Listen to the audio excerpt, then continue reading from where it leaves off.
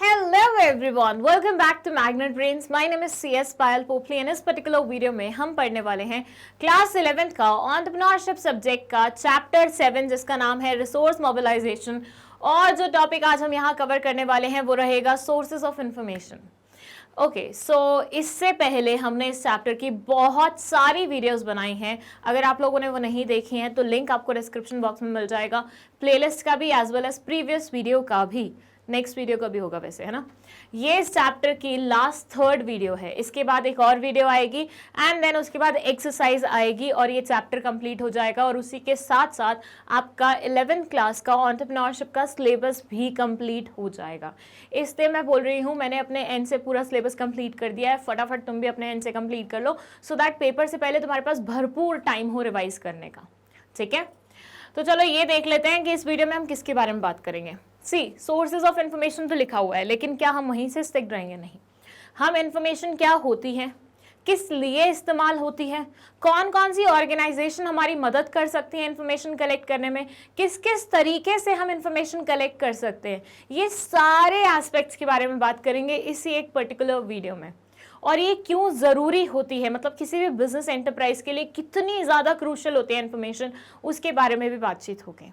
तो इसका मतलब समझने के लिए हम क्या करते हैं, मतलब इसका इंपॉर्टेंस समझने के लिए एक्चुअली आई शुड से हम एक एग्जांपल ले लेते हैं। ठीक है, तो आ जाओ यहाँ पे। अब इमेजिन करो कि एक नया बिजनेस स्टार्ट करना है। किसको करना होगा? ऑब्वियसली अमे को करना होगा। बड़े दिन हो गए उसका एग्जाम्पल लिए हुए। तो ये है हमारा अमे भाई साहब।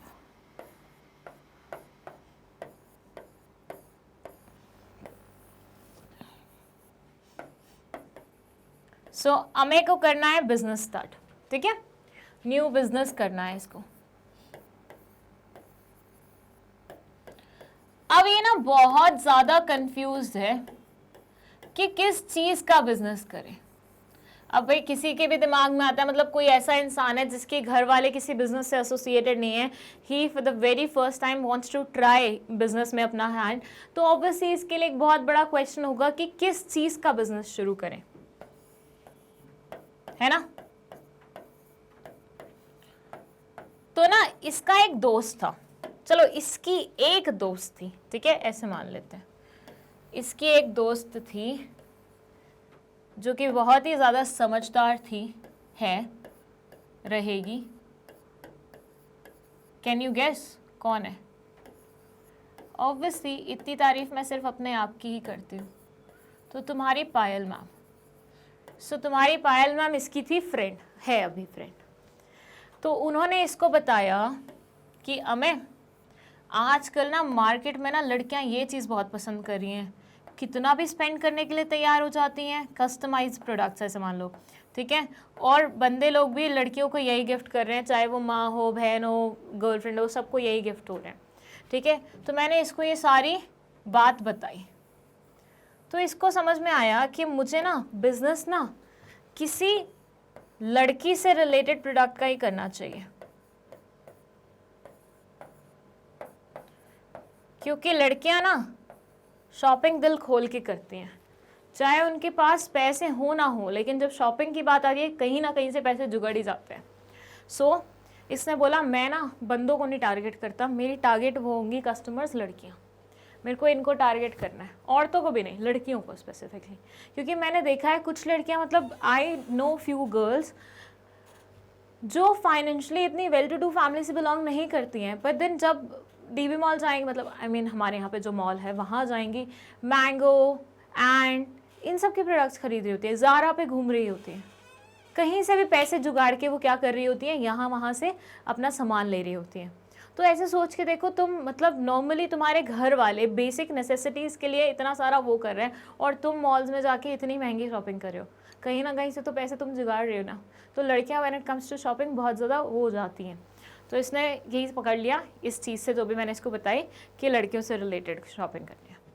अब नेक्स्ट क्वेश्चन उठता था कि एग्जैक्टली कौन सा प्रोडक्ट, मतलब लड़कियों से रिलेटेड तो बहुत सारे प्रोडक्ट्स हो सकते हैं, एग्जैक्टली कौन सा प्रोडक्ट। अगेन इसकी फ्रेंड पायल इसकी हेल्प के लिए आई।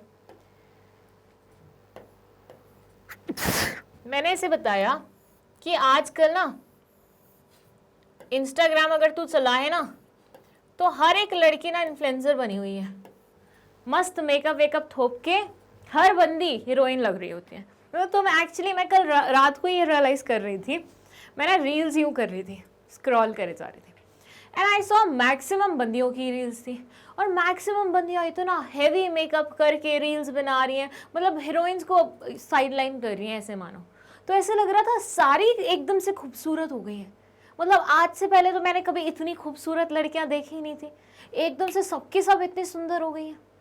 फिर आई रियलाइज आधे से ज़्यादा ने तो मेकअप किया हुआ था।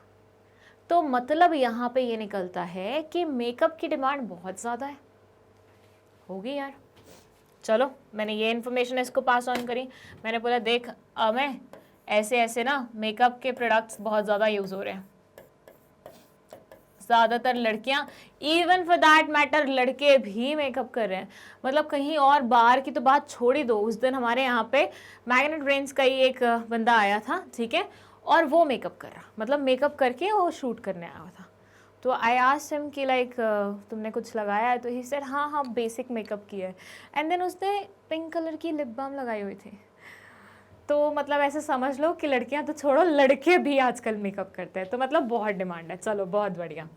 सो यहाँ से इसने ये डिसाइड कर लिया कि मेरे को मेकअप की आइटम्स बेचनी है। अब इसने फाइनली अपना बिजनेस खोला कॉस्मेटिक प्रोडक्ट्स का। शुगर जैसे इसने बनाने लग गए आइटम्स और बेचने लग गया, और इसका बिजनेस अच्छा खासा चल भी गया, क्योंकि ये affordable eight the same time quality wise बहुत अच्छे आइटम्स बेच रहा था, बहुत अच्छे। तो हर बंदी आके खरीद रही थी, and at the same time ये केमिकल फ्री आइटम्स बेच रहा था, मतलब ऑर्गेनिक बिल्कुल।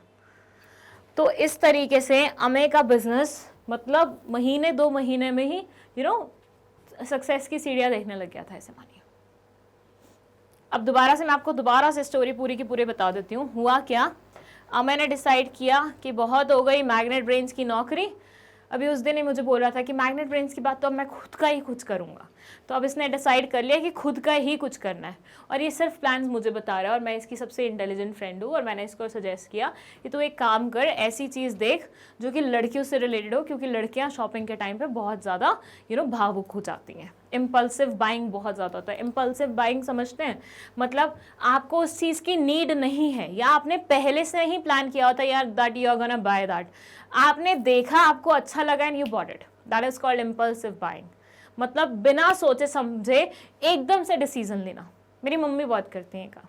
मम्मी जब मार्केट जाती है ना, मतलब अभी दिवाली की शॉपिंग के लिए मैं, भाई और मम्मी गए हुए थे, तो मम्मी बस एक ये कितना अच्छा लग रहा है ले लो, ये कितना अच्छा लग रहा है ले लो, एंड मैं और भाई उनको यूँ देख रहे हैं, अच्छा अच्छा अच्छा, मतलब घर पे ऑलरेडी इतना सामान पड़ा है और आपको ये सब चाहिए।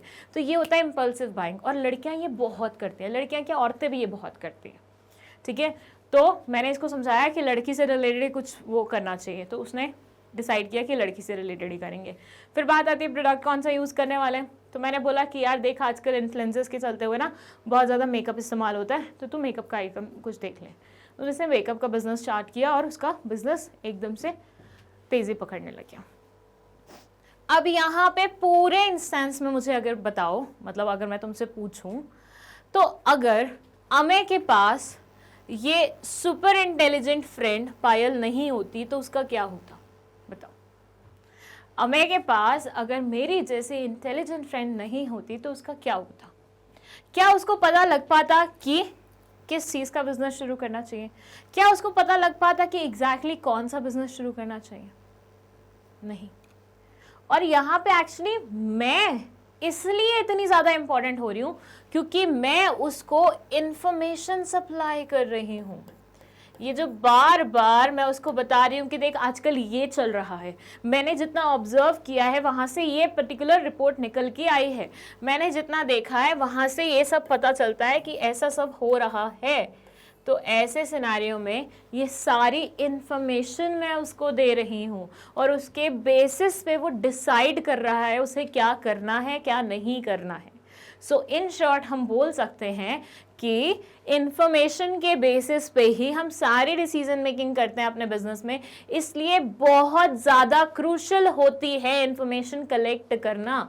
चाहे वो किसी भी चीज़ की बात हो, कोई बहुत बड़ा डिसीजन लेना है, कोई बहुत छोटू सा डिसीजन लेना है, कुछ और करना है, कुछ भी करना हो, हर किसी में ऐसे मान के रखिए आप कि इंफॉर्मेशन रिक्वायर्ड होगी। That's why we are talking about this topic, sources of information, कि कहाँ कहाँ से इंफॉर्मेशन कैसे कैसे लाएं, क्योंकि पूरा आपका जो बिजनेस का सक्सेस या फेलियर होगा वो डिपेंड करेगा आपके क्वालिटी ऑफ इंफॉर्मेशन पे। जितनी बढ़िया इंफॉर्मेशन, जितनी क्रक्स में इंफॉर्मेशन तुम कलेक्ट करोगे उतना बेहतरीन होगा तुम्हारे लिए, और जितना बेकार इंफॉर्मेशन तुम कलेक्ट करोगे दैट विल बी लाइक तुम्हारे फेलियर का भी रिस्पॉन्सिबिलिटी वही लेगा। ठीक है, तो आया ये अमेय और पायल वाला एग्जाम्पल समझ। ठीक है, तो हर किसी की लाइफ में पायल जैसा एक इंटेलिजेंट फ्रेंड होना चाहिए। इसका स्क्रीनशॉट लेना है तो स्क्रीनशॉट लो, अगर चाहिए कि इसको वो करना है, नोट करना है तो नोट कर लो। चलो अब इसके बारे में पढ़ भी लेते हैं क्या लिखा हुआ है। तो यहाँ आ जाते हैं। It says information is power and an essential ingredient in decision making. Decision making में जो सबसे क्रूशल रोल प्ले करता है वो होता है, इंग्रेडिएंट जो होता है वो होता है इन्फॉर्मेशन। इन्फॉर्मेशन पावर है, जिसके पास इन्फॉर्मेशन है वो शक्तिशाली है, ऐसे मानिए। ठीक है, timely, relevant and quality information for undertaking is to significant and making right choice. अच्छा, इस लाइन पे आने से पहले मैं आपसे एक क्वेश्चन पूछना चाहती हूँ। आप मुझे बताओ, आज की डेट में अगर आपको किसी चीज के बारे में पता लगाना हो, कितना डिफिकल्ट है वो? आज की डेट में अगर आपको किसी चीज के बारे में पता लगाना है तो how difficult it is for you, बोलो। I remember when I was a kid, मतलब मैं जब 10th 11th में थी तब इंटरनेट थोड़ा बहुत हम इस्तेमाल करते थे, ऑरकुट वगैरह चलाया करते थे। 11th में मैंने अपना फेसबुक का अकाउंट बनाया था for the very first time. 10th तक ऑरकुट इस्तेमाल होता था। उससे पहले इंटरनेट बहुत ही बेसिक लेवल पे इस्तेमाल होता था। ठीक है, 2G भी नहीं आया था उस टाइम पे, आई गेस। ठीक है, जो भी था। सो बेसिकली हमें कोई भी इंफॉर्मेशन अगर पता लगानी होती थी ना, मतलब अगर मान लीजिए हमारी टीचर ने अगर मुझे कुछ होमवर्क दिया है तो हमें जाके लाइब्रेरी में आधे से ज़्यादा बुक्स उठा के छान मारनी पड़ती थी कि इसमें देख ले, इसमें देख ले, इसमें देख ले, इस पेज पे देख ले, यहाँ इन्फॉर्मेशन हो सकता है, यहाँ इन्फॉर्मेशन हो सकता है। किसी वर्ड का मीनिंग ढूंढना होता था ना, इतनी बड़ी ऑक्सफोर्ड की वो आती थी डिक्शनरी, 3 पार्ट्स में आती थी, उसमें ढूंढना पड़ता था अल्फाबेटिकली जाके कि कहाँ आएगा वो वर्ड, ABCD कौन से उसमें आने वाला है, सी में भी आगे कितना ABC, मतलब इतना दिमाग लगा के हम लोगों को इतने एफर्ट्स लगा के किसी चीज़ का मतलब पता चलता था। समझ रहे हो कितनी मेहनत लगती थी? एक क्वेश्चन का आंसर ढूंढना है आपको पूरी बुक छान मारनी पड़ेगी। एक वर्ड का मीनिंग ढूंढना है आपको पूरी डिक्शनरी खोल के देखना पड़ेगा उसका मीनिंग क्या होता है। इतने एफर्ट्स लगते थे इंफॉर्मेशन कलेक्ट करने में। लेकिन वही आज की डेट में आपको वो वर्ड सिर्फ लिखना होता है गूगल पे और गूगल सारे रिजल्ट्स आपके सामने लाके खड़ा कर देता है। वो कभी कभी होता है ना, रात को सोते वक्त एकदम से बहुत रैंडम थॉट्स आपके दिमाग में आते हैं एंड देन आप बहुत रेस्टलेस हो जाते हो, आपको चाहिए होता है उसका आंसर, लाइक पैरानॉर्मल एक्टिविटीज़ कैसे होती हैं, कौन इंडिया में पैरानॉर्मल एक्टिविटीज़ को देखने का काम करता है, उनसे कैसे एसोसिएट हो सकता है, ये जो हॉन्टेड हाउसेज है उनकी क्या कॉन्सेप्ट है। मेरे दिमाग में अक्सर ऐसे थॉट्स आते हैं और फिर मुझे चाहिए होता है कि मैं उनके बारे में सर्च करूँ। सब नींद के कितने फॉर्म्स होते हैं, कौन सी नींद में सपने आते हैं, कौन सी नींद में हमारी एकदम से नींद खुल जाती है। नींद के भी लेवल्स होते हैं, पता है 9 लेवल्स होते हैं। पहले आप सोते हो एक लेवल, फिर थोड़े और गहरी नींद में, फिर और थोड़ी, फिर और थोड़ी, और थोड़ी, और थोड़ी, और थोड़ी, ऐसे 9 लेवल्स में डिवाइडेड होती है नींद, पता है आपको? तो ये सारे थॉट्स ना रात को आते हैं और इनके आंसर्स चाहिए होते हैं फिर। और कैसे आंसर्स मिल जाते हैं, बस गूगल करो और मिल जाएगा आंसर। अभी रिसेंटली ना 2-3 चीज़ें मेरी लाइफ में ऐसी हुई जिनको मेरे को ऐसा लगा यार इसके आंसर तो मुझे गूगल पे ही नहीं मिलेंगे, और मेरे को खुद ही पता नहीं चल रहा था कि मैं पूछूं कैसे। क्योंकि समटाइम्स होता है ना, आपके पास क्वेश्चन तो है लेकिन आपको ये नहीं पता होता गूगल पे कैसे टाइप करना है उसे। तो मैंने ऐसे ही रैंडमली कुछ लिख दिया एंड ट्रस्ट मी गाइस, मुझे एग्जैक्ट रिजल्ट मिला। तो ऐसे समझो आप कि इंफॉर्मेशन कलेक्ट करना आज की डेट में कोई बड़ी बात नहीं है। कलेक्ट करना इंफॉर्मेशन आज की डेट में कोई बड़ी बात नहीं है। दोबारा से मेरे वर्ड्स पे जाना, आई सेड कलेक्ट करना। दैट मीन्स बात कहाँ आती है इंपॉर्टेंस की? बात आती है कि वो कलेक्टेड इंफॉर्मेशन में से रेलेवेंट इंफॉर्मेशन ढूंढना। आज आप किसी भी उस पर चले जाइए, आपको भर भर के इन्फॉर्मेशन मिल जाएगी, लेकिन उस पूरी इन्फॉर्मेशन में से आपके लिए कौन सी वाली इन्फॉर्मेशन सबसे ज्यादा इंपॉर्टेंट है वो मैटर करती है। तो वो रेलेवेंट इन्फॉर्मेशन टाइमली तरीके से, मतलब सही समय पे सही टाइम पे इकट्ठी करना, और उस इंफॉर्मेशन की क्वालिटी भी अच्छी खासी होनी चाहिए। ये नहीं कि आधी चीज़ें गलत लिखी हुई है, लाइक योर दिस बुक, आधे से ज़्यादा चीज़ें गलत लिखी हुई हैं, ऐसा नहीं होना चाहिए। उसकी क्वालिटी इतनी बेहतरीन होनी चाहिए कि आराम से आपका ट्रस्ट बैठ जाए उस पर, आपको लगे कि हाँ ये वैलिड इन्फॉर्मेशन है। गूगल पे मैं आपको बताऊँ, बहुत सारी वेबसाइट्स पे बहुत सारे मिस्टेक्स भी होते हैं। आई रिमेंबर, मुझे एक इंसिडेंट याद आ गया यहाँ पे। सो मैं अपनी इंटर्नशिप कर रही थी CS की, ठीक है। तो मैं जिस फर्म में अपनी इंटर्नशिप कर रही थी वहाँ पे CS सब लोग थे। तो वहाँ पे मेरा एक दोस्त बना, ठीक है, और उसके पापा वो CA और वो उसी फर्म में पार्टनर थे, और काफ़ी मतलब उन्होंने ही काइंड ऑफ शुरू किया था, वो तो पुराने पार्टनर थे, बहुत रेप्यूटेड थे सब। तो एक बार उन्होंने हमें कुछ काम दिया CS वाले डिपार्टमेंट को, हम 3 लड़कियां थी CS डिपार्टमेंट में अलॉन्ग विद आवर बॉस, तो मतलब प्रिंसिपल, और हम अपने कैबिन में बैठे हुए थे और वो आए, उन्होंने हमें कुछ काम दिया, हमने बोला ठीक है। अब क्या था कि वॉशरूम का ना जो वे था ना वो हमारे कैबिन से होता हुआ जाता था, मतलब कैबिन के बगल से। तो उनका कैबिन यहाँ था, यहाँ हमारा कैबिन था, वॉशरूम यहाँ था, तो उनको अपने कैबिन से यूं आना पड़ता था हमारे कैबिन के थ्रू, और फिर वो वॉशरूम जाते थे। तो जब उन्होंने काम दिया उसके 1.5-2 घंटे बाद जब वो वॉशरूम जा रहे थे तो उन्होंने बाहर से देखा, ग्लासेस लगे हुए थे, बाहर से देखा कि हम इंटरनेट पे लगे हुए हैं, मतलब तीनों लड़कियां इंटरनेट पे अलग अलग पीसीस पे लगी हुई हैं। वो अंदर आए, उन्होंने पूछा क्या कर रहे हो आप लोग। हमने बोला सर आपने जो क्वेश्चन दिया था उसका आंसर ढूंढने की कोशिश करें। तो उन्होंने हमें समझाया कि बेटा देखो, सबसे पहले ना अगर तुम्हें एक्चुअली आंसर्स चाहिए ना, एक्ट उठाओ, लॉ उठाओ, जो ऑथेंटिक लॉ है ना उससे तुम्हें आंसर्स मिलेंगे। इंटरनेट पे आधे से ज़्यादा चीज़ें गलत होती है। एंड एक्चुअली था, अलग अलग वेबसाइट्स अलग अलग चीज़ें बोल रही थी, कोई अपडेटेड थी, कोई अपडेटेड नहीं थी, किसी में फैक्ट्स क्लियर नहीं थे।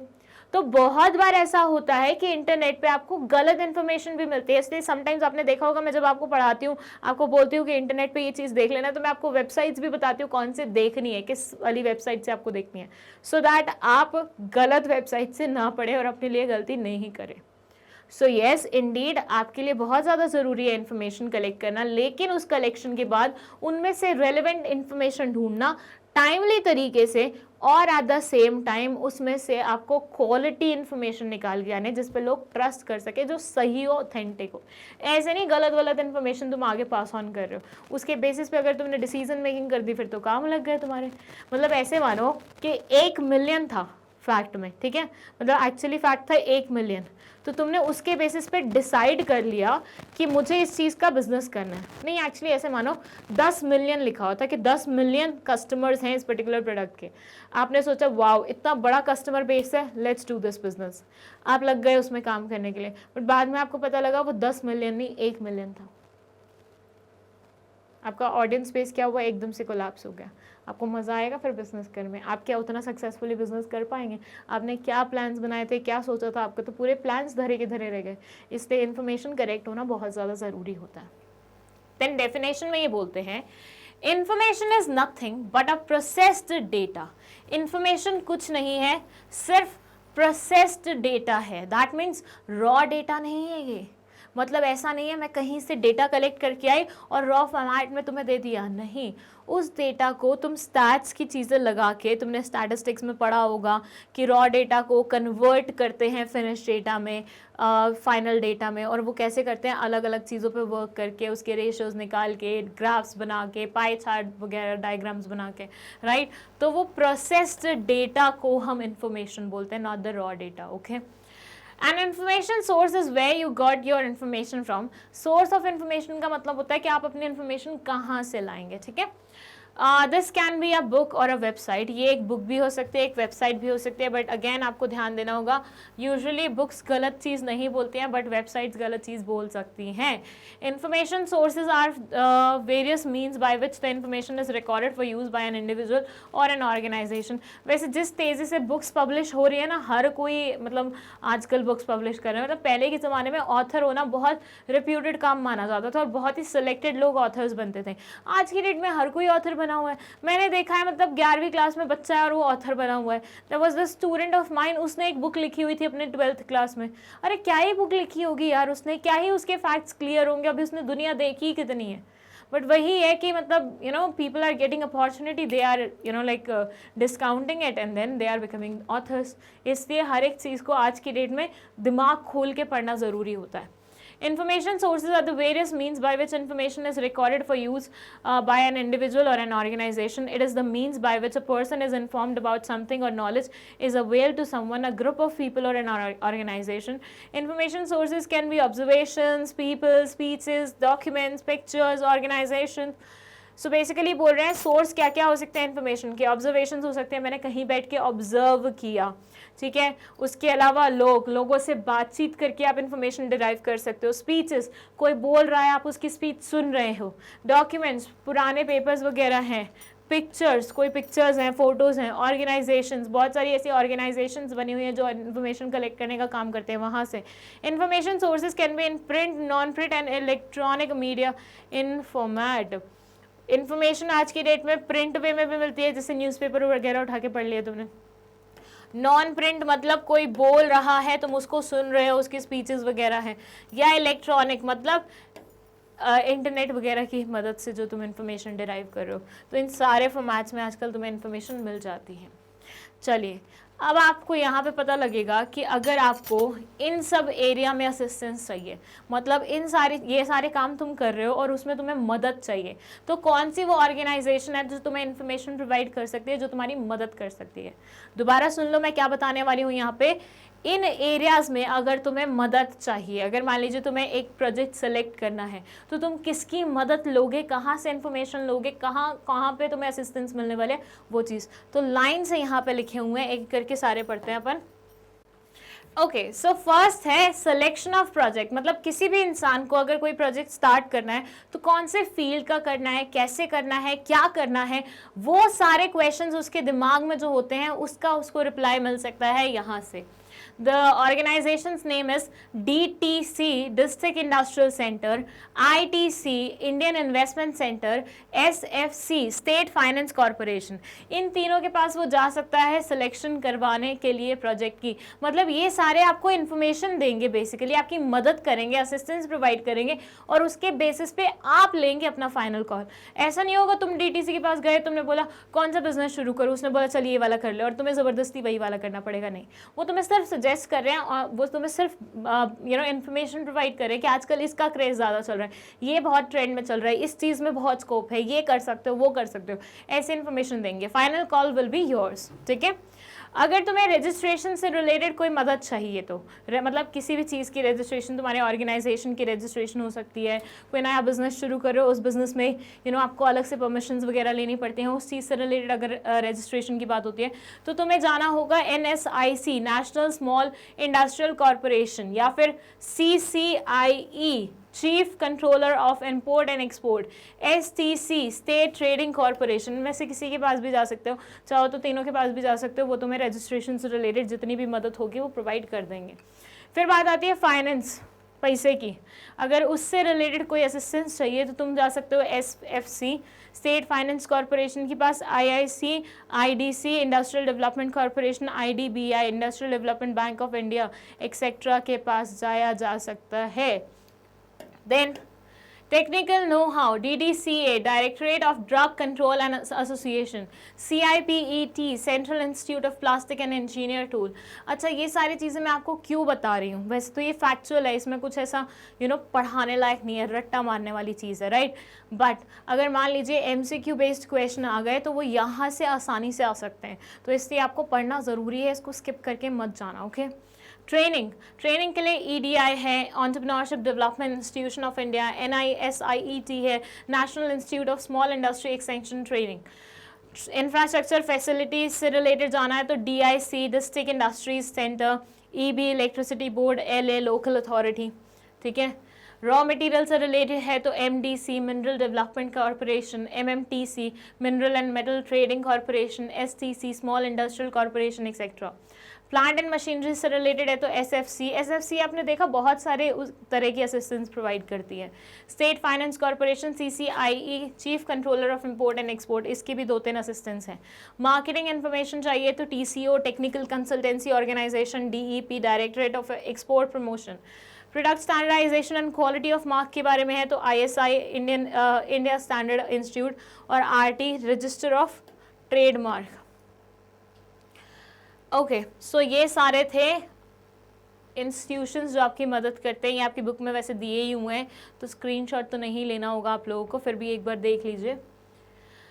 अब बात करते हैं इन्फॉर्मेशन कहाँ से कहाँ से आपको मिल सकती है, इन्फॉर्मेशन किस किस ऑर्गेनाइजेशन द्वारा अच्छे से कलेक्ट की जाती है। तो जैसे producers, originators of information, there are 3 main producers, originators of information, यहाँ से information produce होती है।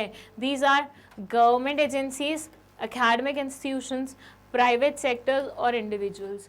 3 नहीं एक्चुअली 4 हैं, ठीक है।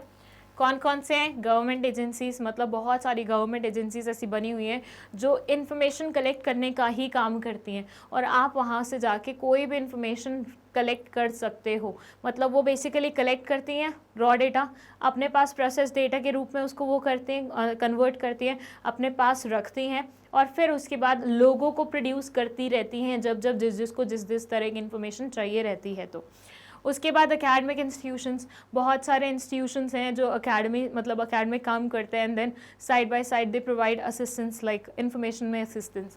देन प्राइवेट सेक्टर मतलब ऐसी बहुत सारी प्राइवेट एजेंसीज भी हैं।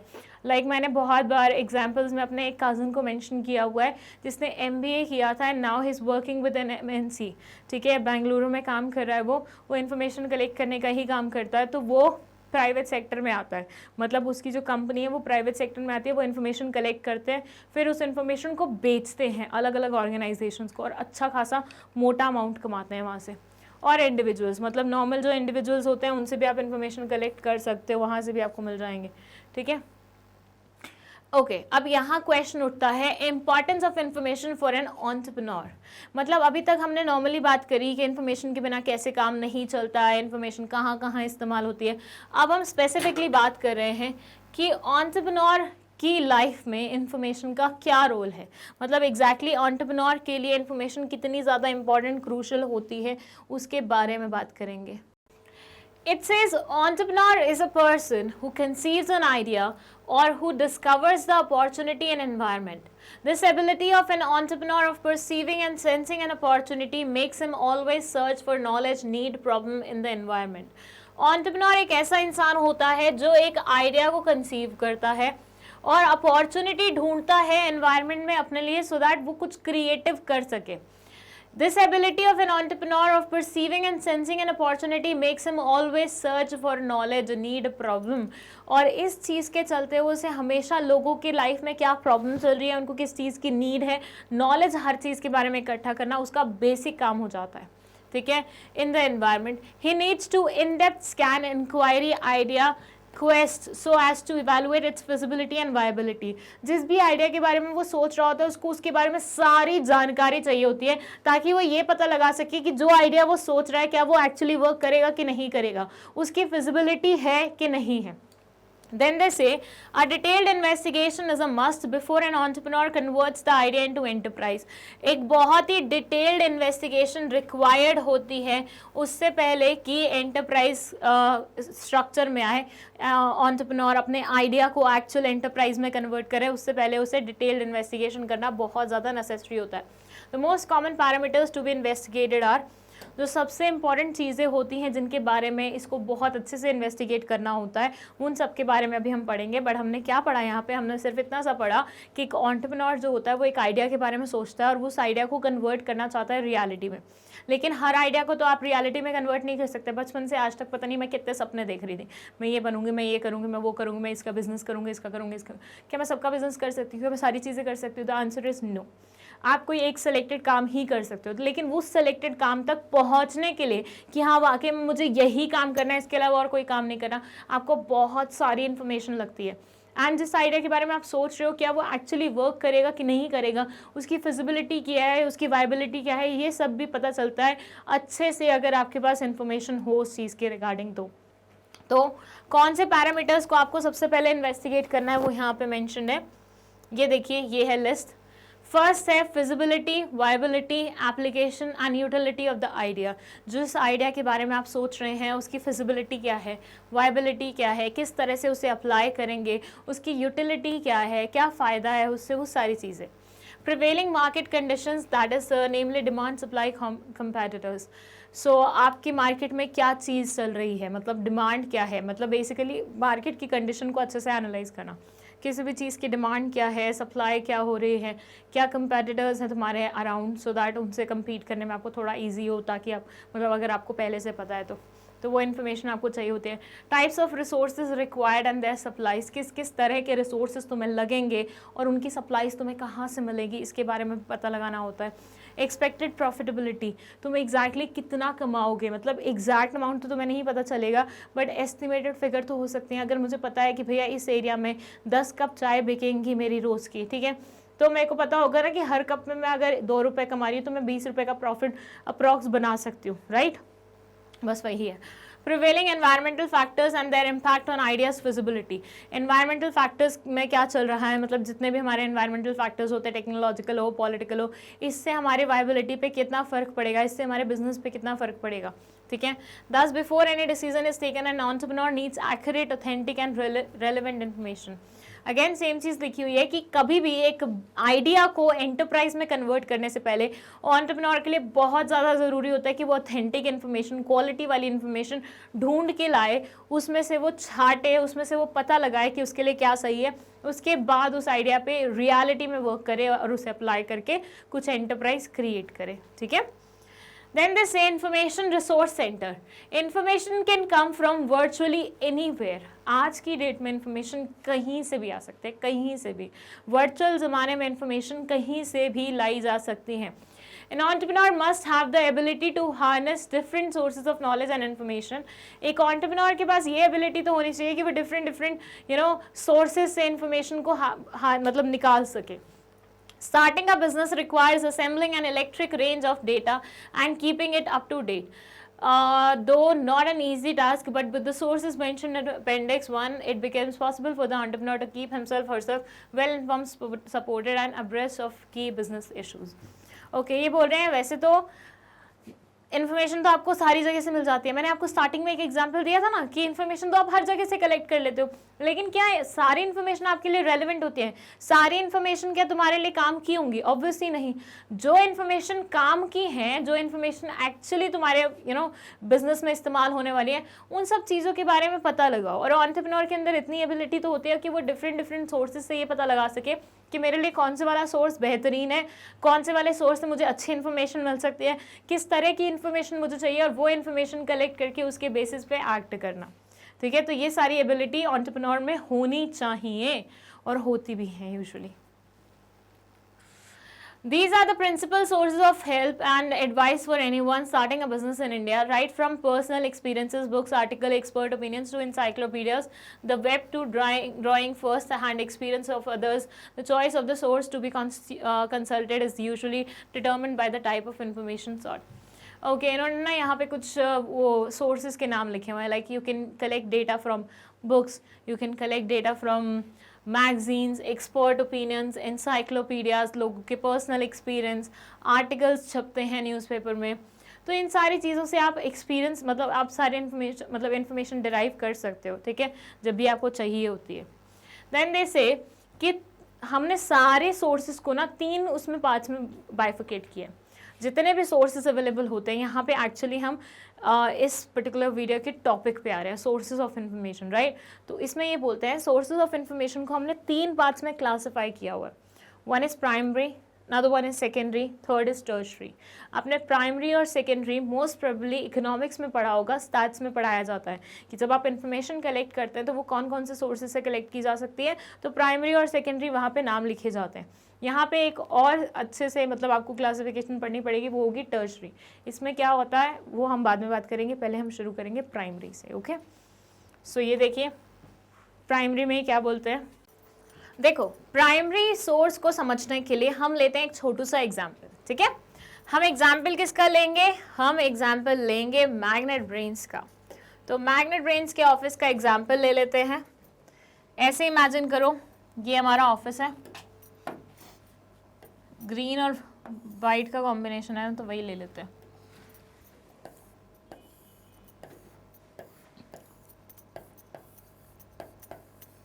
अब एक दिन आपकी पायल मैम का मन किया कि चलो मैग्नेट ब्रेन्स वाले लोगों को क्या करते हैं, पार्टी देते हैं।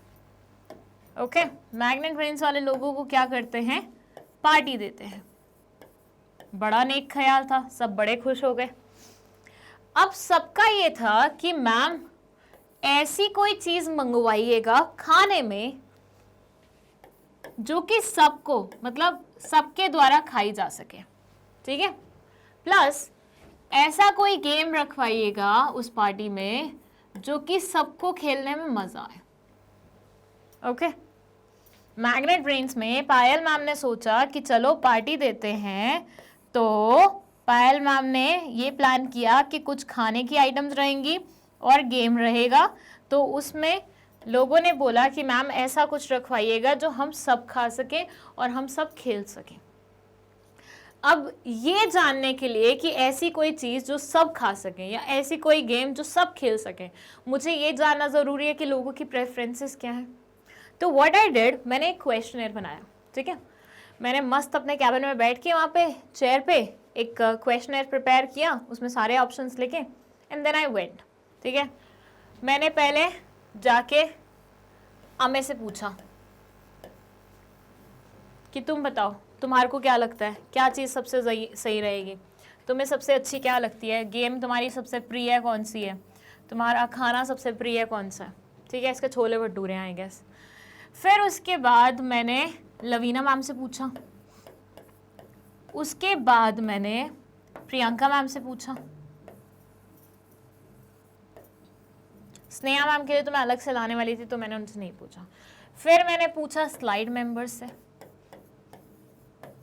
एक एक करके, फिर मैंने पूछा एससीओ टीम से, फिर मैंने पूछा कैमरामैन से, फिर मैंने पूछा टीचर से, ठीक है, और फिर एडमिन से। सो ऐसे एक एक करके I went to each and every one और सबसे मैंने पूछा और सबसे इन्फॉर्मेशन कलेक्ट की। अब उस इन्फॉर्मेशन के बेसिस पे मुझे पता लगा कि सागर गेरे के सैंडविच एक ऐसी चीज़ है जो सब खा लेंगे, ठीक है, जो सब खा लेंगे विद कॉफ़ी।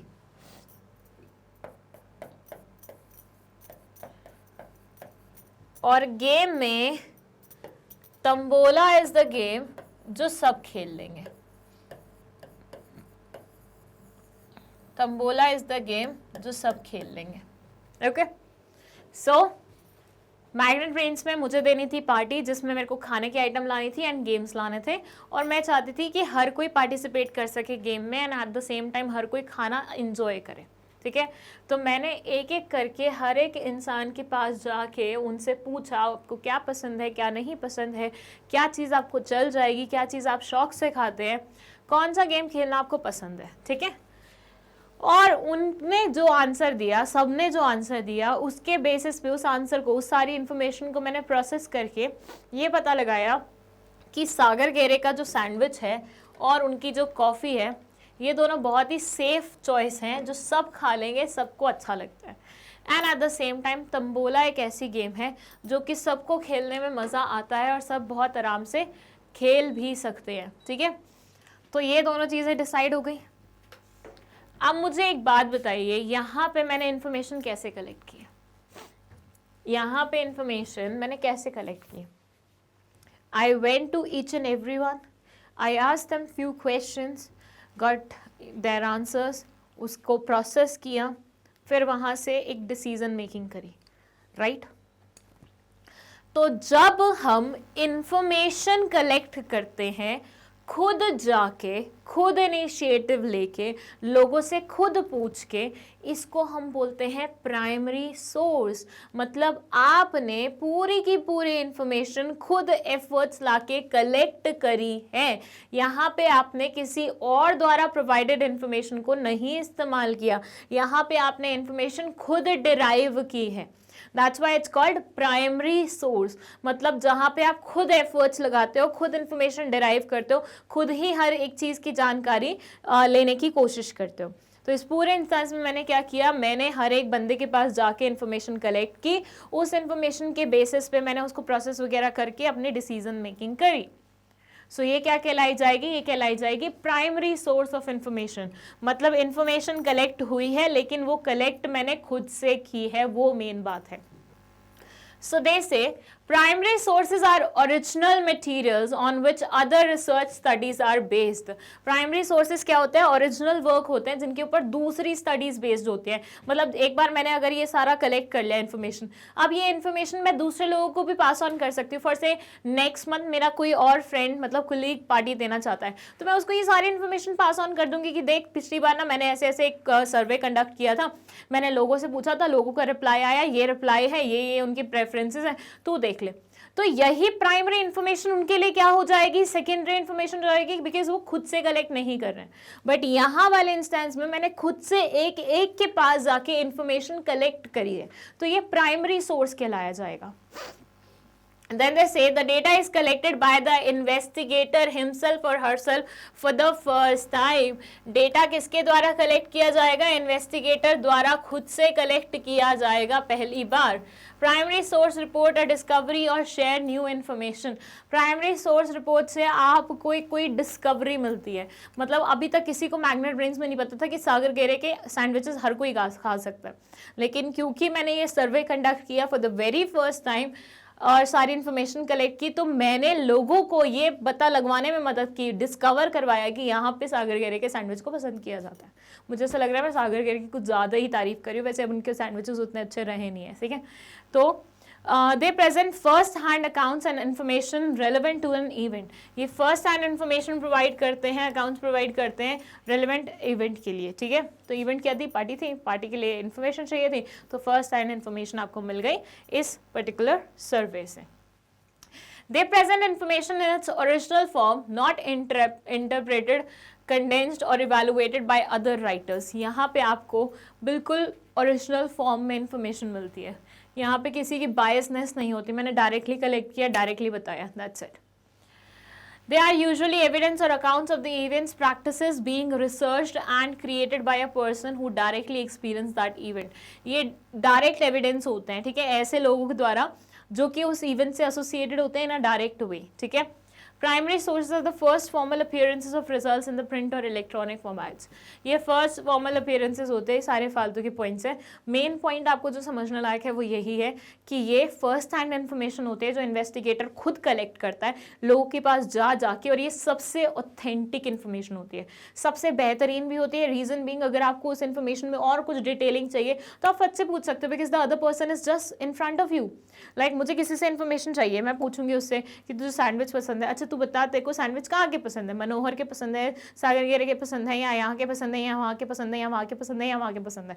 अब वो इंसान मुझे इन्फॉर्मेशन दे रहा है ना, एक्स्ट्रा इन्फॉर्मेशन प्रोवाइड कर रहा है ना, तो इससे क्या होगा, मेरे को चीज़ें बहुत ज़्यादा और अच्छे से पता चल जाएंगी ना। तो सबसे डिटेल्ड वे में अच्छे से डेप्थ में आप इन्फॉर्मेशन गेन कर सकते हो इस तरीके से, ओके। ओके, सो अब हम देखते हैं कि प्राइमरी सोर्सेज को कलेक्ट करने के कौन कौन से वेज हैं, कौन कौन से मेथड्स हैं। देखिए अभी तक हमने समझा कि प्राइमरी सोर्स होता क्या है, मतलब डायरेक्ट इन्फॉर्मेशन कलेक्ट करना फ्रॉम द पर्सन कंसर्न, और आप क्या कर रहे हैं, आप डायरेक्टली कर रहे हैं, मतलब इन्वेस्टिगेटर खुद से कर रहा है, मतलब फर्स्ट हैंड इन्फॉर्मेशन है इन शॉर्ट, ठीक है। इसको ज़्यादा लिटरली नहीं लेना है कि व्हेन आई एम सेइंग कि वो खुद से कर रहा है तो हर केस में वो खुद से जाके करेगा।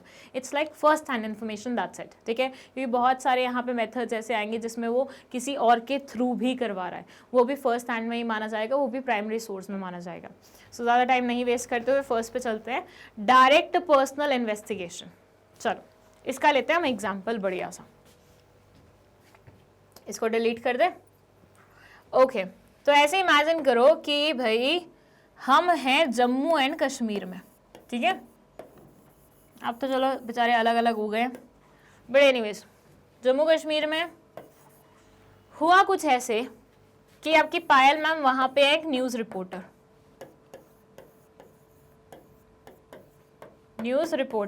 ठीक है, और जम्मू कश्मीर में हुए हैं दंगे, राइट। अब ये एक इंसान है जिन्होंने उन दंगों को अपनी आंखों से देखा है।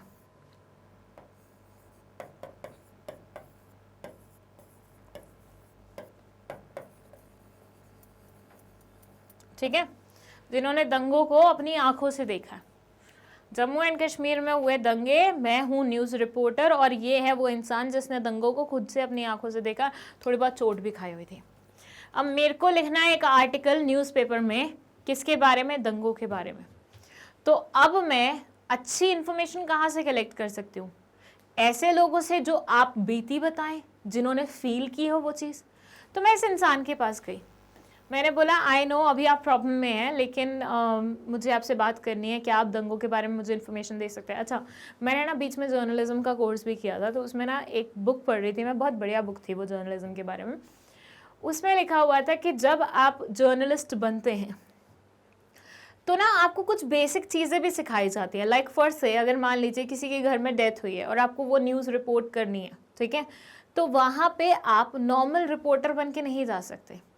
वहाँ पे आपको थोड़ा सा ह्यूमन बीइंग की तरह वो करना होता है, एक्ट करना होता है। सामने वाले की मनोभावना को समझते हुए आपको थोड़ा सा अपने क्वेश्चंस को लाइट रखना पड़ता है, बहुत आराम से पूछना पड़ता है, उनको थोड़ा समय दो, सब कुछ करो। ये जो दिखाते हैं ना टीवी में कि हर किसी प्रॉब्लम में न्यूज़ रिपोर्टर ऐसे भाग जाते हैं, ऐसे पकड़ लेते हैं, किसी को भी रास्ते में पकड़ लेंगे, क्या हो रहा है क्या हो रहा है, बताइए बताइए, बाइट दे दीजिए बाइट दे दीजिए बाइट, जो कि एक्चुअली आजकल न्यूज़ वाले कर भी रहे हैं। मतलब जिस लेवल पे जाके वो न्यूज़ कलेक्ट कर रहे हैं, एक्चुअली ऐसा नहीं होता। जर्नलिज्म में सिखाया जाता है कि आप सही तरीके से, एथिकल तरीके से कैसे न्यूज़ कलेक्ट कर सकते हैं। बट आजकल क्या हो गया, हर कोई इंसान जर्नलिस्ट बना बैठा है, जिसके पास और कोई काम नहीं है, जर्नलिज्म वाला काम कर लो। तो अब वो क्या कर रहे हैं, मन मर्जी के अकॉर्डिंग एक्ट कर रहे हैं, विच इज़ रॉन्ग। यहाँ पे मैंने देखा कि इसके हाथ ये सब हुआ है, तो मैंने उसको बहुत पोलाइटली जाके बोला कि क्या आप इन्फॉर्मेशन देना चाहेंगे, लाइक आप उस स्थिति में। उन्होंने बोला हाँ जी, मैं चाहता हूँ लोगों को पता लगे यहाँ पे हुआ क्या। तो उन्होंने मुझे पूरी इन्फॉर्मेशन दी, मैंने उनसे हर एक चीज़ पूछी। तो ऐसे मानिए आप बीती इंसान के पास सबसे वैलिड इन्फॉर्मेशन होएगी, उसने मुझे दी, मैंने वही पब्लिश करी न्यूज़पेपर में। यहाँ पे ये इन्फॉर्मेशन कौन सी हुई? This information will be called as primary information, क्योंकि डायरेक्टली कलेक्ट की गई है, फर्स्ट हैंड इन्फॉर्मेशन है, कहीं पुराने डेटा से नहीं उठाई गई है।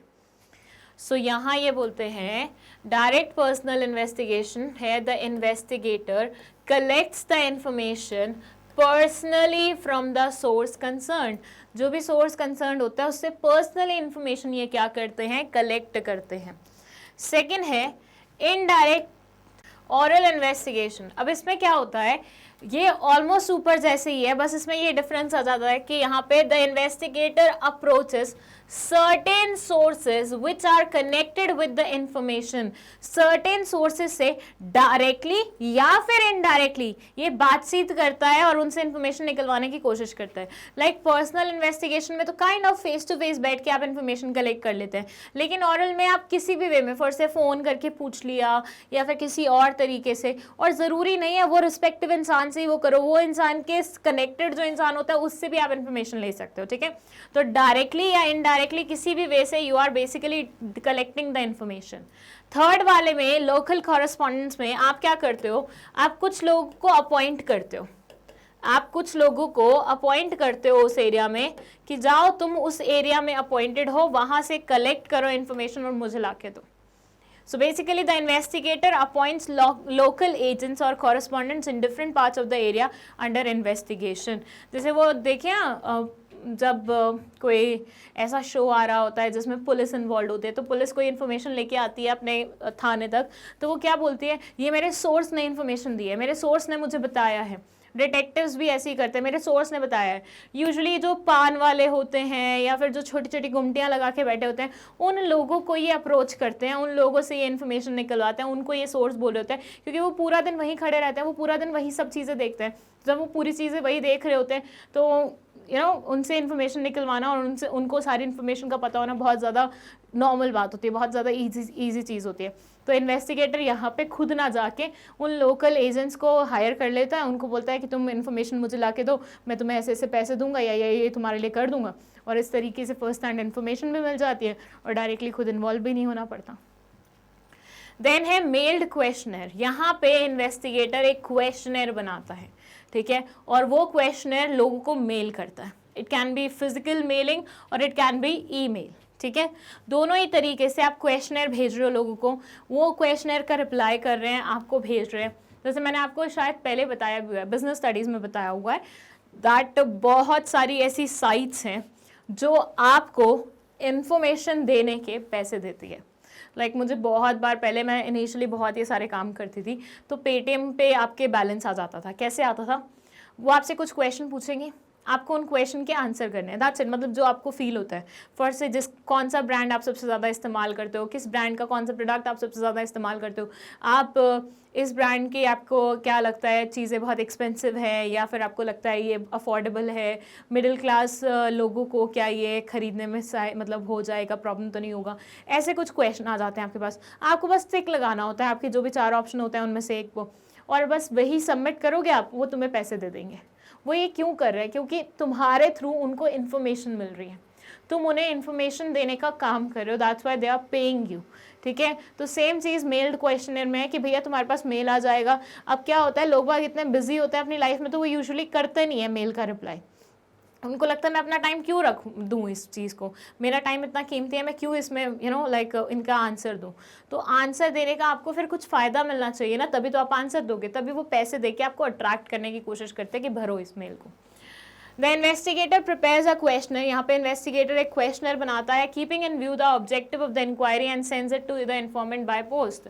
और वो ऑब्जेक्टिव को ध्यान में रखते हुए इंक्वायरी करता है और इन्फॉर्मेंट को पोस्ट के थ्रू भेज देता है और फिर रिप्लाई उनसे एक्सपेक्ट करता है। क्वेश्चनर थ्रू एनुमरेटर्स, एनुमरेटर्स आर बेसिकली जो इन्फॉर्मेशन कलेक्ट करते हैं सेंसस वेंसस के टाइम पे। तो यहाँ पे आप इंस्टेड ऑफ लोकल एजेंट को या फिर क्वेश्चनर भेजने के, आप एक एनुमरेटर को बुक करते हो, उसको बोलते हो कि तुम्हें क्या करना है, इन्फॉर्मेशन कलेक्ट करके आनी है, घर घर जाके वहाँ से इन्फॉर्मेशन जो भी कलेक्ट करोगे मुझे वो पास ऑन करनी है, that's it. So the investigator, here the enumerator go to the informants along with the questionnaire to help them record the letters answer. यहाँ पे questionnaire लेकर enumerator खुद उनके पास जाता है ताकि वो आराम से उनको समझा सके इस particular उसमें क्या लिखा हुआ है, उनसे क्या आंसर एक्सपेक्टेड है, एंड देन उसके बेसिस पे आंसर कर सके, ठीक है। तो 5 अलग अलग मेथड्स कौन से हुए? पहला वाला हुआ direct personal investigation, face to face सामने वाले इंसान को बिठाया, उससे क्वेश्चन पूछे, रिप्लाई किया, दैट्स इट। सेकंड वाले में इनडायरेक्ट ओरल इन्वेस्टिगेशन, यहाँ पे आप सामने वाले से ओरली बात करते हो, not necessary face to face हो, आप फोन पे बात कर सकते हो, किसी और कनेक्टेड सोर्स से आप बात कर सकते हो, डायरेक्टली और इनडायरेक्टली इन्फॉर्मेशन निकलवाते हो। लोकल कॉरेस्पॉन्डेंट में आप लोकल एजेंट्स को हायर करते हो, वो लोग जो उस एरिया में बेसिकली रहते हैं पूरा पूरा दिन, उनसे आप बातचीत करते हो, उनसे आप इन्फॉर्मेशन निकलवाने की कोशिश करते हो। देन क्वेश्चनर में, मेल्ड क्वेश्चनर में you will be sending questionnaire to them, और आप उनसे एक्सपेक्ट करोगे कि वो आंसर करे और आपको रिप्लाई करके मतलब दे अच्छे से। क्वेश्चनर थ्रू एनुमरेटर, यहाँ पे आप एक बंदे को हायर करते हो जो कि जिसका काम ही यही होता है कि इन्फॉर्मेशन कलेक्ट करना सेंसस वेंसस के टाइम पे। सेंसस क्या होता है उसके बारे में हम बात करेंगे आगे चल के, ठीक है, नेक्स्ट वीडियो में, लास्ट वीडियो में। और फिर वो थोड़ा बहुत आपको एक्सप्लेन भी कर देता है, मतलब एनुमरेटर खुद साथ में आएगा, तो ऐसा कोई क्वेश्चन है जो इंसान को समझ में नहीं आ रहा तो उस बंदे को उस क्वेश्चन का मतलब बता के समझा देगा अच्छे से और आंसर ले लेगा, ठीक है।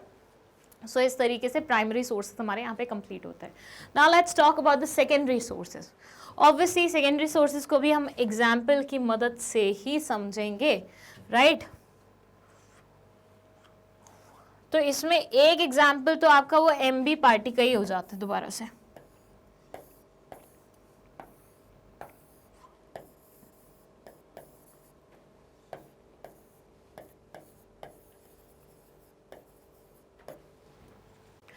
अब क्या हुआ कि मैंने तो अपनी पार्टी दे दी, अब यहां से इंस्पायर होके फर्स्ट से पलक मैम ने बोला मैं भी पार्टी दूंगी। पलक मैम इज बायो की टीचर, ठीक है।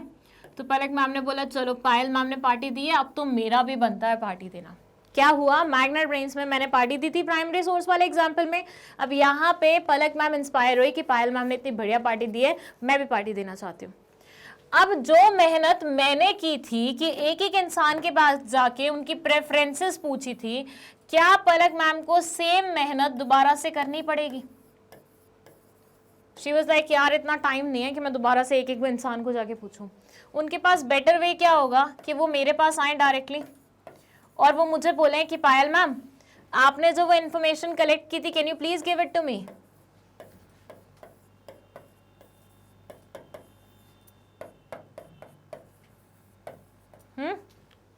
आप मुझे वो इन्फॉर्मेशन दे सकते हो कि वो पूरे जो पेपर्स आपने कलेक्ट किए थे? मैंने बोला बिल्कुल मैम, लीजिए। मैंने उनको वो सारे पेपर्स दे दिए जो मैंने क्वेश्चन के बनाए थे और लोगों से फिल करवाए थे। अब यहाँ क्या हुआ, क्या पलक मैम ने डायरेक्टली खुद से इंफॉर्मेशन कलेक्ट करी? क्या पलक मैम ने फर्स्ट हैंड इंफॉर्मेशन कलेक्ट करी? ऐसा हो सकता था बहुत सारे लोग चेंज हुए हों, इसमें बहुत सारे लोगों की प्रेफरेंसेस चेंज हुई हों, उस टाइम पे उनका कुछ और फेवरेट हो, अब उनका कुछ और फेवरेट हो, लेकिन उन्होंने उन सब चीज़ों को ना इग्नोर करते हुए डायरेक्टली मेरे पास जो ऑलरेडी इन्फॉर्मेशन सेव्ड थी, जिसको मैं एक बार इस्तेमाल कर चुकी थी, जो पुरानी हो चुकी थी, वो मुझसे ली और इस्तेमाल करी और पार्टी कर ली और गेम खिलवा दिया। बात समझ में आ रही है? मैग्नेट ब्रेन्स में दोबारा से पार्टी हो रही है, दिस टाइम सेकेंडरी सोर्स को समझने के लिए, और यहाँ पे पलक मैम दे रही हैं पार्टी, और उन्होंने खुद से इन्फॉर्मेशन ना कलेक्ट करके मुझसे बोला कि आपने पिछली बार जो इन्फॉर्मेशन कलेक्ट करी थी, can you provide me that information, और मैंने उन्हें वो इन्फॉर्मेशन दे दी और उसके बेसिस पे she acted and she ordered the same stuff, और उन्होंने सेम गेम खिलाई। अब यहाँ पे जो सोर्स है, यहाँ पे जो इन्फॉर्मेशन कलेक्ट करी जा रही है, क्या वो फर्स्ट हैंड इन्फॉर्मेशन है? क्या पलक मैम डायरेक्टली खुद से इन्फॉर्मेशन कलेक्ट करी है? नहीं, किसी ने वो इन्फॉर्मेशन कलेक्ट करी थी प्राइमरी सोर्स में, पलक मैम उसे इस्तेमाल कर रही हैं अपने पर्पस के लिए। तो ऐसी इंफॉर्मेशन को हम बोलते हैं सेकेंडरी सोर्स वाली इंफॉर्मेशन। इसका और एग्जाम्पल ऐसे मानिए कि मुझे जानना था कि फॉर से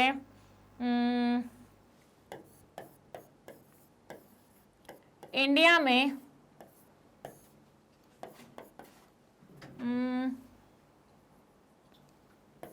जीडीपी ग्रोथ कितना है पिछले 10 साल में? पिछले 10 साल में जीडीपी ग्रोथ कितना हुआ है इंडिया में? जीडीपी समझते हैं ना, ग्रॉस डोमेस्टिक प्रोडक्ट। सो जीडीपी ग्रोथ कितना हुआ है इंडिया में, वो मुझे जानना था, ठीक है। तो अब ऐसे में क्या मैं खुद जाके company to company, manufacturer, service वाले, सबके पास जाके पूछूंगी, हाँ जी सर कितना प्रोडक्शन हुआ आपके यहाँ, हाँ जी सर आपके यहाँ पे कितना हुआ है, हाँ जी यहाँ पे कितना हुआ है? अभी तो पॉसिबल नहीं है यार।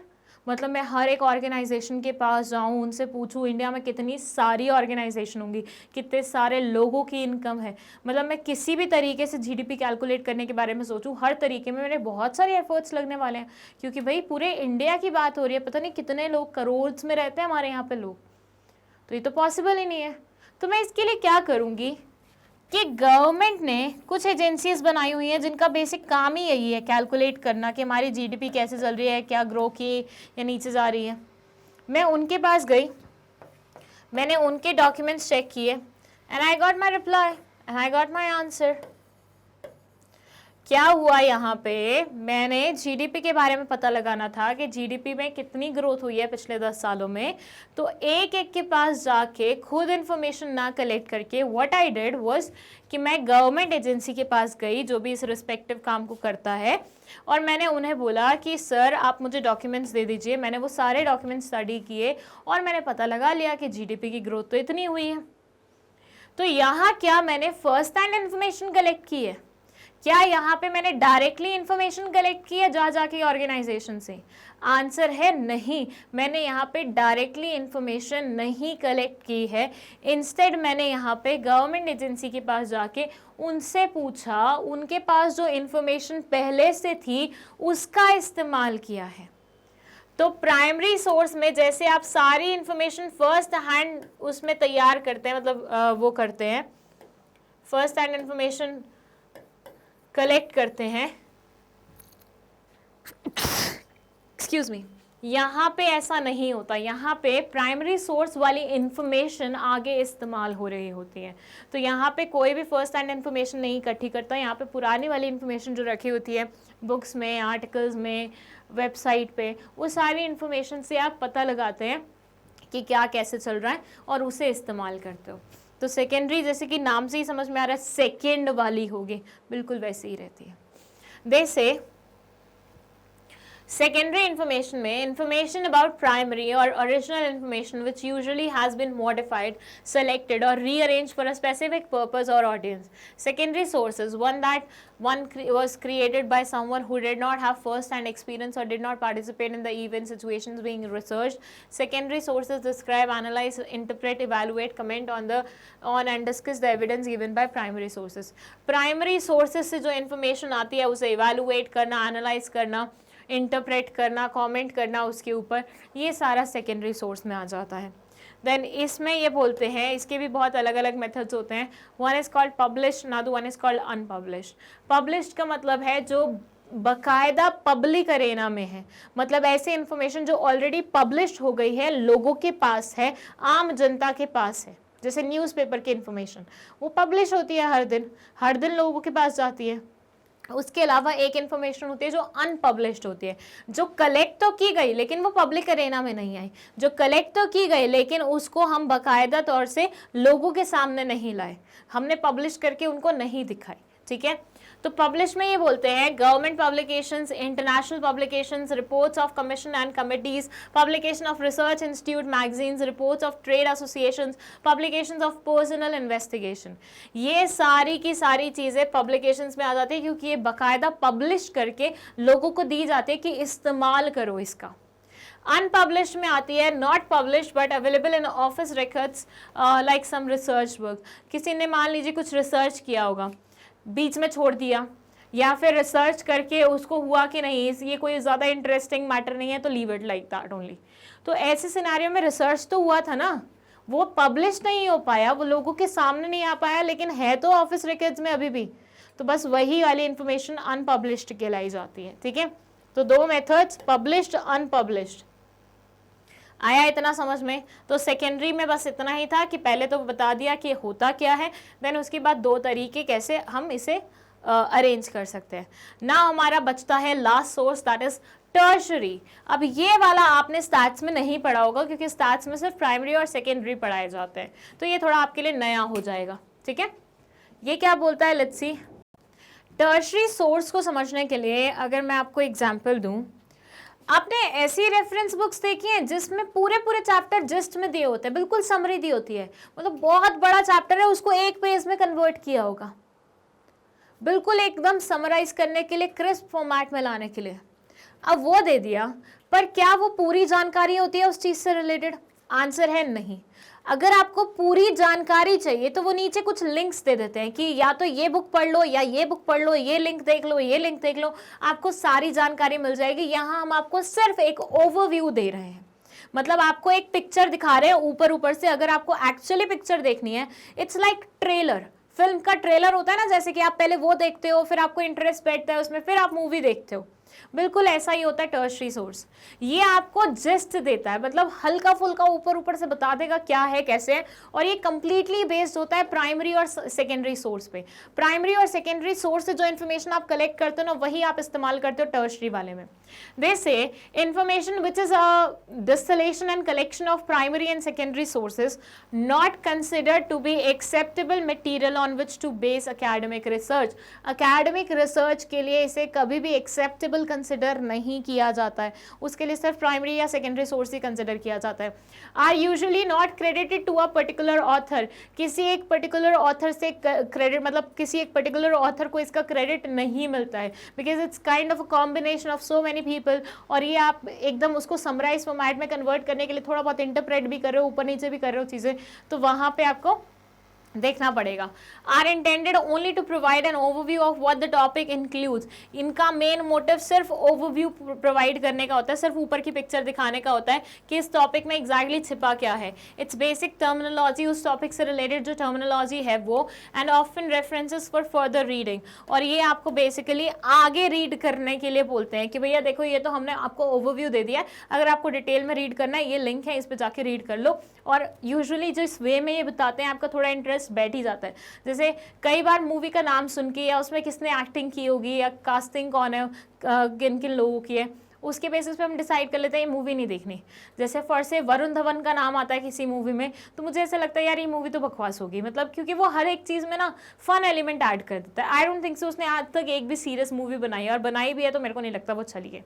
हर चीज़ में उसको फनी बनना होता है, फनी बनना होता है, मज़ा नहीं आता। तो अगर मेरे को सुनाई दे कि वरुण धवन की कोई मूवी आ रही है, I won't be interested. But एक उसकी अभी मूवी आ रही है जिसमें वो वुल्फ बना हुआ है, ठीक है। मैंने जब उसका ट्रेलर देखा ना, मतलब यूट्यूब पे उस दिन आज में आ रहा था, ट्रेलर देखा, कि यार ये मूवी देखने ही लायक लग रही है, मतलब थोड़ा सा इसमें वाइब आ रही है। तो ऐसे ही होता है कि आप जब हल्का फुल्का किसी चीज़ का एक्सट्रैक्ट देखते हो ना, तो आपको लगता है यार और जाने और देखे। तो ये टर्शरी सोर्स का काम, मतलब कमाल होता है या काम होता है कि आपका इंटरेस्ट बिठाए उस चीज़ पे, आपको ऊपर से एक पिक्चर दिखा के उसकी। Are materials in which the information from secondary sources have been digested, reformatted and condensed to put into a convenient, easy to read form. इसमें क्या करते हैं आप, इन्फॉर्मेशन जो सेकेंडरी सोर्सेज से आपने कलेक्ट किया उनको डाइजेस्ट करते हैं। डाइजेस्ट का मतलब है क्रिस्प में कन्वर्ट करना, ठीक है। उसको कंडेंस किया जाता है। कंडेंस करने का क्या मतलब होता है, जब दूध हम कंडेंस करते हैं तो उसकी क्वांटिटी क्या हो जाती है, कम हो जाती है और वो थिक हो जाता है, राइट। तो ऐसी क्वांटिटी कम करनी है आपको इन्फॉर्मेशन की, उनको बिल्कुल क्रिस्प में दे देना है सामने वाले इंसान को। ईजी टू रीड फॉर्म, आराम से पढ़ा जा सके वैसे फॉर्मेट में कन्वर्ट करना है। Are once removed in time from secondary sources some reference materials and text book where their chief purpose is to list, summarize और प्री पैकेज आइडियाज और अदर इन्फॉर्मेशन। ऐसे रेफरेंस मटेरियल्स या ऐसी text books जिनका main motive होता है कि वो समराइज करके रीपैकेज करे आइडियाज़ को और इन्फॉर्मेशन दे आपको प्रॉपरली, ठीक है। तो ये हो गया टर्शरी सोर्स, इसमें ज़्यादा नहीं कुछ लिखा हुआ था। अब यहाँ पे आपको कुछ एग्जाम्पल्स दिए हुए हैं प्राइमरी सोर्स के, सेकेंडरी सोर्स के और टर्शरी सोर्स के। अब ये टेबल आप कभी भी बनाने के लिए बुक में नहीं बोला जाएगा, बट ये सारे एग्जाम्पल आप जब कॉन्सेप्ट को एक्सप्लेन कर रहे होंगे वहाँ पे इस्तेमाल कर सकते हैं। मतलब इनसे आप एग्जाम्पल पिक करो, कॉन्सेप्ट समझाओ और एग्जाम्पल वहाँ पे लिख दो, बढ़िया तुम्हारा आंसर बन जाएगा, ठीक है। तो प्राइमरी में ये ऑटोबायोग्राफीज बोल रहे हैं कि भैया इंसान जब अपने लाइफ के बारे में खुद लिखने बैठता है तो वो एक प्राइमरी सोर्स कहलाया जाता है। सेकेंडरी सोर्स में ये बायोग्राफीज लिख रहे हैं, जैसे मान लीजिए मेरी लाइफ पे कोई और कथा लिखना चाहता है, कोई और इंसान अगर उस पर लिखना चाहता है सब कुछ, तो वो बायोग्राफी कहलाया जाएगा। आई होप आपको ऑटोबायोग्राफी और बायोग्राफी में डिफरेंस पता है। ऑटो मतलब जब आप खुद से लिखते हो अपनी बायोग्राफी, वेयर एज बायोग्राफी मतलब जब कोई और आपकी लाइफ के बारे में लिख रहा होता है। एनसाइक्लोपीडिया, डिक्शनरीज, हैंडबुक्स, ये सारा सेकेंडरी सोर्स में आ जाता है। क्रोनोलॉजीज आपकी आ जाती है टर्शरी सोर्स में। क्रोनोलॉजीज का मतलब क्या होता है, जैसे हिस्ट्री की बुक्स पहले आती थी तो उसमें लिखा रहता था ना पैराग्राफ्स में, इस ईयर में ये हुआ, इस ईयर में ये हुआ, फिर इस ईयर में ये हुआ, फिर इस ईयर में ये हुआ, फिर इस ईयर में हुआ, फिर इस ईयर में ये हुआ। उसके बाद किसी इंसान ने क्या किया कि इसको थोड़ा सा समराइज करने के लिए सारे ईयर्स मेंशन किए, कौन से ईयर में क्या हुआ सीक्वेंस में लिख दिया। तो आपको बस ये इन्फॉर्मेशन पढ़नी है, यूल बी लाइक आपको पूरा चैप्टर पता है, ऐसे मानिए। अदरवाइज आपको ये पूरा चैप्टर अलग, मतलब ये सारी लाइनें जो सारे फैक्ट्स हैं अलग अलग लाइंस में, अलग अलग पैराग्राफ्स में पूरे चैप्टर में पढ़ने पड़ते हैं और आपको बहुत बड़ा चैप्टर पढ़ना पड़ता है इसके लिए। बट अभी सिर्फ एक पेज पे you can get all the information. तो ये समराइज फॉर्मेट हो गया। तो क्रोनोलॉजी से आपको पता चल जाता है। कॉरेस्पॉन्डेंस, ईमेल, लेटर्स, ये सारे प्राइमरी सोर्स होते हैं, मतलब इनके थ्रू आप इन्फॉर्मेशन कलेक्ट कर सकते हो। टेक्स्ट बुक्स और मोनोग्राफ्स ऑन अ टॉपिक, ये सारे आपके सेकेंडरी में आ जाते हैं। क्लासिफिकेशंस, जब मैं आपको बोलती हूँ ना इन्फॉर्मेशन को कभी भी देना है तो ऐसे फ्लो चार्ट के रूप में दो, क्लासीफाई करके दो, तो इसमें क्या होगा, इसमें आप क्या दे रहे हो, उनको समराइज फॉर्मेट में दे रहे हो, जो कि अच्छे से आई सूदिंग भी लगता है और अच्छे से समझ भी आ जाता है सामने वाले इंसान को। तो ये इधर आ जाता है। ट्रैवलॉग्स, जब लोग अपना ट्रैवलिंग करते हैं और अपने उसमें लिखते हैं कि क्या उनको फील हुआ, क्या लगा। लिटरेसी क्रिटिसिज्म, किसी ने कोई बुक लिखी है उसका आप क्रिटिसिज्म कर रहे हैं या फिर आप उस बुक को इंटरप्रेट करके बता रहे हैं, दोनों ही यहाँ पे आ जाएंगे। डिक्शनरीज टर्शरी में आ जाएगा कि भैया कुछ समझना है तो। Diaries, history and historical criticism, encyclopedia. I witnesses, political analysis, directories, ठीक है। अब आई होप ये सारे वर्ड्स जितने भी यहाँ पे लिखे हैं उनका मतलब आपको पता है, कोई इतना हार्ड वो नहीं है, डिफिकल्ट मतलब नहीं है। Oral histories, reviews of law and legislation, guide books and manuals, literacy book, literary books, works या फिर essays on morals and ethics, population register, statistics, interviews, analysis of social policy, fact books, personal narratives, study and teaching material abstracts, first-hand newspaper and magazine accounts, articles such as literature review indexes, legal cases, treaties, commentaries, research articles in all subject disciplines, bibliographies, statistics, survey, opinion polls, criticism of works of literature, art and music, guidebooks and manuals, scientific data transcripts, journal articles, paintings and photographs, films, maps, and that's it. बस इतना ही था और ये सारा आपकी book में लिखा हुआ है. इसमें से कुछ जो चुनिंदा आपको बढ़िया एग्जाम्पल लगे पिक करना, उनको लिखना अपने आंसर में and it will be done. ठीक है, अब यहाँ पे ये वीडियो ख़त्म होता है. इसके बाद जस्ट एक और वीडियो बचा है जिसमें मैं आपको डिफरेंट वेज बताऊंगी how to collect information, and then उसके बाद इस चैप्टर की आएगी एक्सरसाइज और उसके बाद हमारा 11th क्लास का एंटरप्रेन्योरशिप का सिलेबस कंप्लीट हो जाएगा. किसी भी स्टूडेंट ने कोई भी वीडियो स्किप किया है, प्लेलिस्ट का लिंक डिस्क्रिप्शन बॉक्स में लिखा हुआ है, फट से जाके देख लीजिए. अगर आप लोगों को इस पर्टिकुलर एंटरप्रेन्योरशिप का पूरा बुक चाहिए तो उसके लिए भी एक लिंक प्रोवाइडेड है डिस्क्रिप्शन बॉक्स में. फॉर्म का लिंक है, उस पर जाइए, उस फॉर्म को फिल कीजिए. आपकी इन्फॉर्मेशन मैग्नेट ब्रेन्स के पास आ जाएगी. मैग्नेट ब्रेन्स वाले आपको फिर कॉल करेंगे एंड देन कॉल करने के बाद वो आपको बताएंगे कि कैसे आप वो बुक्स ले सकते हैं. ठीक है, सो ये आप कर सकते हैं. डाउट्स आपको मैंने बोल दिया, कमेंट सेक्शन में आप लिख लीजिए और अच्छे से अपनी पढ़ाई कर लीजिए. मैं आपको बता दूं एक चीज़ कि अब हम सिर्फ यूट्यूब पे नहीं बल्कि application as well as website पे भी अवेलेबल हैं. आपको कुछ नहीं करना, गूगल पे जाना है, magnetbrains.com टाइप करना है, वेबसाइट तुम्हारे सामने खुल जाएगी and then you can easily watch the videos. ऐसे ही प्ले स्टोर पे जाना है, मैग्नेट ब्रेन्स टाइप करना है, एप्लीकेशन दिखेगी, डाउनलोड करना है और देखना है वीडियोस. आपको पता ही है हम 100% फ्री एजुकेशन दे रहे हैं आपको. ये सारे के सारे कोर्सेज हम आपको प्रोवाइड कर रहे हैं. बढ़िया से इस सब चीज़ों का फ़ायदा उठाइए, अच्छे से पढ़िए एंड बढ़िया मार्क्स लाइए, अपने पेरेंट्स को प्राउड फील कराइए, हमें प्राउड फील कराइए. And that's it. Thank you so much for watching this video.